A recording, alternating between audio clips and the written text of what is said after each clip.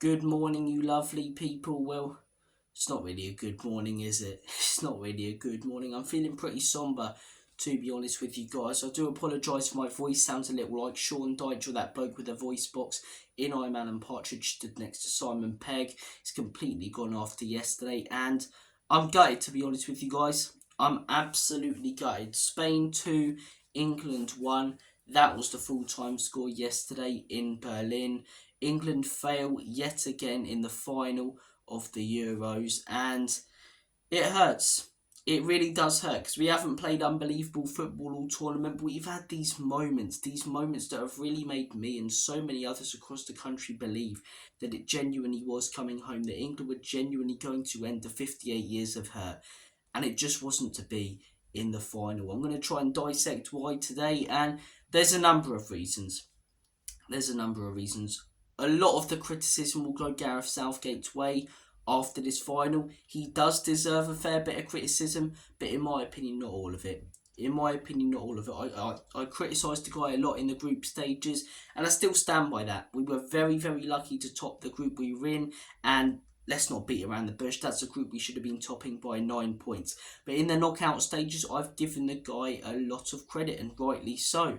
Round of 16, we did get quite lucky that Jude Bellingham and Harry Kane bailed us out. But quarterfinals, he realised, to say, that playing Trent in the midfield and, playing with a back four wasn't working. He changed the system. He switched out some players. We started playing much better football, and we won on penalties, because of the substitutions he made in extra time for the penalty takers that we had. Semi-final, again, goes to a back three, changes the system. I thought we played brilliantly, especially in that first half of the semi-final, and the substitutions he made in the second half were bang on at the right time and changed the game. But yet again in the final, Gareth Southgate can't get over the line. Yet again in the final, he makes bad decisions. Euro 2021, we go 1-0 up after 2 minutes. Some would say too early, but it's an unbelievable start. You'll never get a better opportunity to win a tournament than that, because we'd been the best team in that tournament by a mile, really. Like Spain had been in this Euros with the football that we played. 1-0 up, 2 minutes in at Wembley, and we decided to sit back. We decided to give all of the momentum to Italy.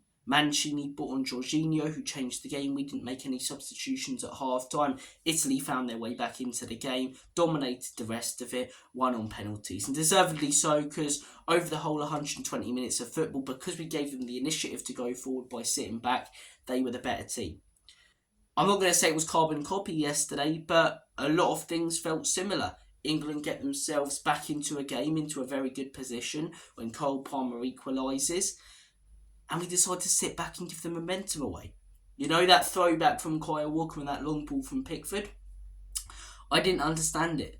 I didn't understand the constant long balls. Now, I'd imagine that's something coming from the manager, because a lot of the time when players were coming back and asking for the ball, Pickford was screaming no at them and smashing it long.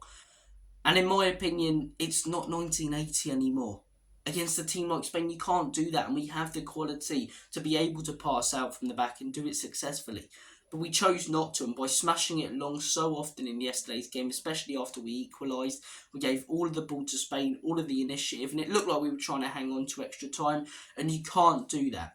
You can't do that when you've got dangerous players like Nico Williams and Lamine Yamal coming at you towards the end of the game. I think yesterday, as I say, his lack of substitutions until later in the game nearly cost us. Yes, Cole Palmer scored the goal, who was coming on, but we could all see that he should have come on at half-time. We could all see that Harry Kane was an absolute statue up top and that Ollie Watkins should have come on at half-time. Harry Kane, I see a lot of Spurs fans defending him. I really like the guy. I really do. But part of the reason, I'm going to be brutally honest, he hasn't won a trophy is because he doesn't step up in these finals. Does his defensive system suit Harry Kane? No. No, it doesn't. Is it not all Harry Kane's fault? No, it isn't. When he's standing there like a statue, not getting himself nowhere near involved as he could, not pressing the goalkeeper, whereas when Ollie Watkins when Ollie Watkins came on, he did, that's on Harry Kane. A Champions League final, didn't step up in it. I don't care about injury problems before, like this Euros. If you are a world-class player, you step up in those big moments. Bellingham did earlier in the tournament. Saka, I don't think he's world-class, but he did in the quarterfinals. Ollie Watkins, again, I don't think he's world-class, but he did in the semis. Where's that Harry Kane moment? that wins us the tournament, that goes down in history. It's not there, and it's not all his fault. But when we constantly bang on about Kane being this unbelievable player, yes, he's quality, but that's why he won't be world class for me or go down as world class, because he didn't step up when it mattered most in games for club and for country. I think yesterday, as I say, it's hard to dissect, and this video is a little bit of a mess because I'm rattling off issues in no particular order. But look, Gareth Southgate, in my opinion, got it wrong yesterday, like he got it wrong in Euro 2021. And in my opinion, he's got it wrong a fair bit in this tournament. And in my opinion, he's part of the reason why we lost yesterday. Part of the reason why we lost yesterday is very obvious. The players. Moments, as I say, didn't go our way. Tackles and 50-50s weren't won. Duels in the air weren't won. And in all honesty, it looked like Spain wanted it more. That's another big reason why we lost. I think this leads back to Southgate again, but across the whole of the tournament, nothing really on that left side. You've got Kieran Trippier, who's a natural right back, and then ahead of him, you've got Phil Foden, who's an attacking mid. So, of course, those two players are going to cut inside. It's natural for them to. So, you've got no one on that left-hand side to support you, you know. I think it's gutting because it's another Euro final. It's another final where the manager's been out-tacticked by the opposition manager. And in my opinion, as I say, we'll look back on Gareth Southgate's time at England with white and red tinted glasses, and I do think it has been good. You know, I've seen England in 2 finals. It's gutting that we haven't won them, but my dad, who's many years, older than me, he's only seen England in 2 finals. I've seen this England team do everything apart from win a trophy. And Gareth Southgate, he's done so well to help and play a part in that, The badge and the shirt, it doesn't lie as heavy as it used to. We had that golden generation with Lampard, Gerrard, and all of those ridiculous players. They didn't win anything because the camp was an absolute joke. He's brought England together, the country together, and players want to play for this country. The only thing that Gareth Southgate can't do, that I believe a better manager could now, is get over the line in the final. Make those tactical decisions that win England a trophy with the players that we have. And Southgate's done a fantastic job, but I don't think he's the man to do that. If we decide to carry on with him until the World Cup, I'm not going to sit here and complain and go mad, because maybe he does deserve another crack, at the World Cup. But in my opinion, Pochettino's come out and said that he'd like to manage England. Pochettino, with the English talent that we have, it'd be a joy to watch, and I really think we would win something. Jurgen Klopp hasn't necessarily said that he'd want England. It is a little bit of a stretch, but, give it a go. Give it a go. Send him a message whether he wants to come or not if you're the FA, Looking at other managers, Graham Potter, he'd be my personal choice, in all honesty. Great tactical decisions. English himself, the FA would like him because he represents himself well, but he's not afraid to make big decisions. Did an unbelievable job with Brighton. I think he'd do an unbelievable job at England if he was given the time. So I do think it's time to move on, look at the managers, as I say, that are out there. But as I say, it's one of those with Southgate where I've given him a lot of criticism over the last few years, and I believe rightly so. He has had good runs to finals, and that plays a huge part in why we've gotten there. He has had, lucky moments in games that have gotten him further. He has thrown away, in my opinion, a couple of finals with bad tactical decisions. But he has been the manager when England have got to 2 finals and a semi-final. It's the furthest we've got, in England, with Gareth Southgate in charge since 1996. In terms of the 2 finals, those are the first 2 finals since 1996, and those are the first 2 finals since 66. So it's just about getting over the line. I don't think he's the man to get us over the line, but I think he's been great in what he's done for England, making the players want to play for the shirt, and the shirt not lying as heavy as it used to. But